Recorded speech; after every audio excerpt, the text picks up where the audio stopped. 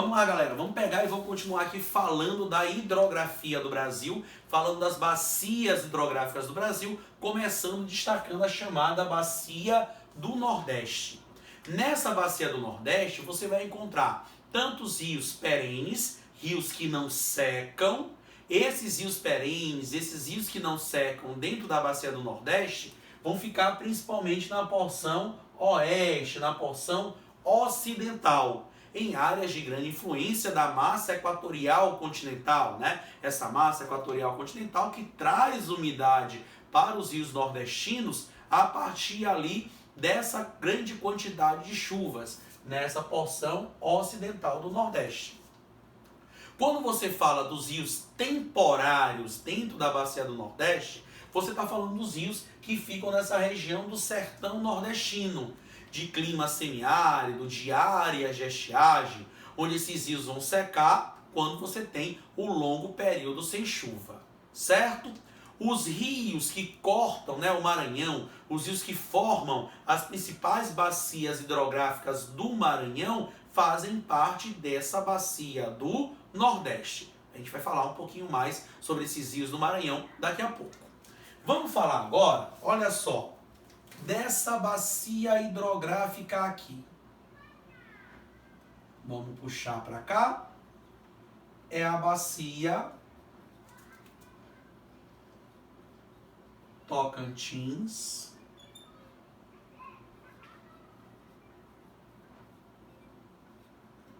Araguaia. A bacia Tocantins, Araguaia. Qual é a grande importância dessa bacia Tocantins, Araguaia para o Brasil e para o nosso estado, para o Maranhão? A importância dela ela vai compor o corredor de exportação norte e nordeste do Brasil. Ela vai compor o corredor de exportação norte e nordeste do Brasil. E por que que isso interfere diretamente no nosso estado? Vem para cá, olha só. Quando você fala desse corredor de exportação norte e nordeste do Brasil, ele vai ser formado, esse corredor ele vai ser formado pela hidrovia Tocantins-Araguaia, vem para cá, hidrovia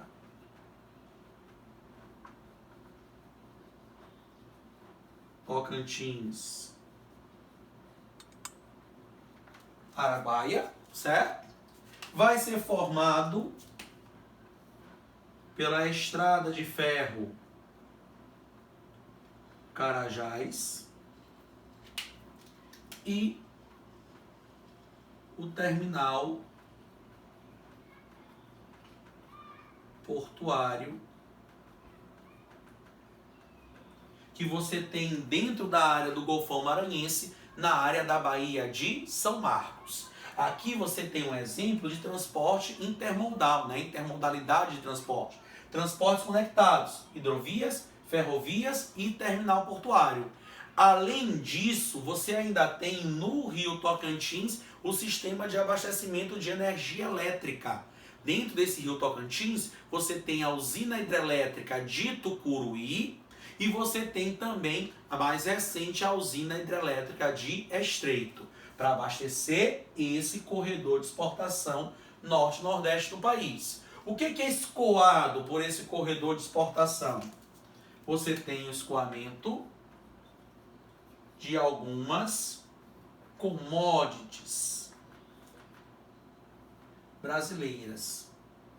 Lembra? Commodities, grandes mercadorias ligadas ao setor primário, tá? Ligadas ao setor primário, grandes mercadorias ligadas ao setor primário da economia, que são valorizadas no cenário internacional. Quais são as commodities brasileiras que são escoadas a partir desse corredor de exportação?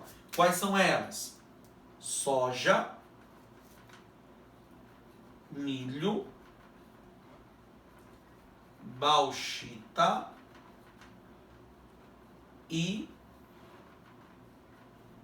minério de ferro. São commodities brasileiras, são mercadorias ligadas ao setor primário no Brasil, que são escoadas a partir desse corredor de exportação. Então, quando você fala dessa bacia Tocantins-Araguaia, você já tem que lembrar qual é a grande importância dela. Servir de corredor de exportação. Servir de corredor de exportação para algumas das principais commodities brasileiras. Dentro dessas áreas dos rios que formam a bacia Tocantins-Araguaia, você tem áreas de hidrovias e áreas de geração de energia elétrica, certo?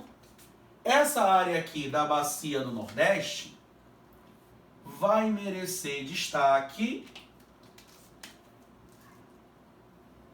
a hidrografia do nosso estado, a hidrografia do Maranhão, a hidrografia do Maranhão. Então vamos para cá, vamos já dar aí um spoiler do que vai ser a próxima aula. Você tem aqui, ó, na fronteira entre o Maranhão e o Piauí, o rio Parnaíba. Você tem aqui o rio Gurupi. Você tem aqui, olha só, o rio Tocantins. E você tem aqui o rio Manuel Alves Grande. Esses rios no Brasil, esses rios no Maranhão, eles são chamados de rios limítrofes. São as bacias limítrofes maranhenses. São os rios que servem de limite entre o Maranhão e os outros estados, certo? Bacias limítrofes maranhenses. Você vai ter desaguando na área do Golfão Maranhense, o rio Pindaré, o rio Mearim, o rio Itapecuru e o rio Munim. Rio Pindaré, Mearim, Itapecuru e Munim, que são as chamadas bacias hidrográficas genuinamente maranhenses. São os rios que nascem dentro do Maranhão, correm somente dentro do Maranhão e desaguam no nosso principal centro coletor, que é a área do Golfão Maranhense. Daí um dos motivos pelos quais as nossas águas aqui dentro do Golfão são águas mais escuras, são águas mais turvas. É devido à grande quantidade de sedimentos que esses rios lançam dentro da área do Golfão, o nosso principal centro coletor. Rios genuinamente maranhenses. Você tem aqui o rio Preguiças, o rio Alegre, rio Cururupu, rio Turiaçu, rio Maracaçumé, rio Pericumã. O que é que eu quero que você perceba? Preste atenção. Olha a questão da bacia do Nordeste. Que quando você vai para a porção leste, você tem uma hidrografia mais pobre. Quando você vai para o leste, você tem uma hidrografia mais pobre, porque você vai estar indo em direção à área do sertão nordestino, onde você tem um clima tropical semiárido, menores índices pluviométricos, menor a quantidade de chuva, então você acaba tendo rios com um menor volume de água e rios dentro do sertão nordestino que são inclusive intermitentes, temporários, desaparecem durante a estiagem. Quando você vai para a porção oeste,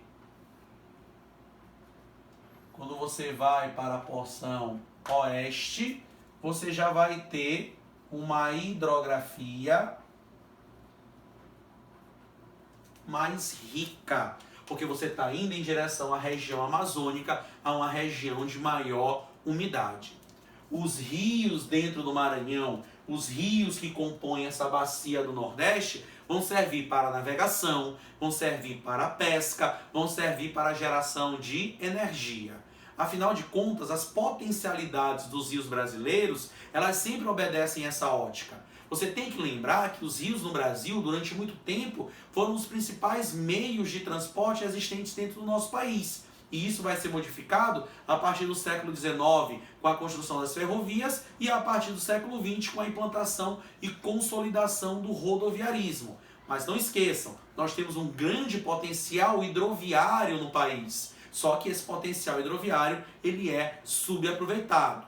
Falta investimento, falta fiscalização, e aí, infelizmente, vem uma grande quantidade de acidentes envolvendo esse transporte hidroviário. Lembra também, os rios do país têm um grande potencial de pesca, tá? Mas acontece que essa pesca é prejudicada, principalmente na porção sul e sudeste do país, devido aos grandes níveis de poluição. Águas poluídas não servem para servir de potencial, seu potencial de pesca é reduzido. Então essa pesca acaba se destacando nos rios da região amazônica, que ainda possuem um nível menor de poluição.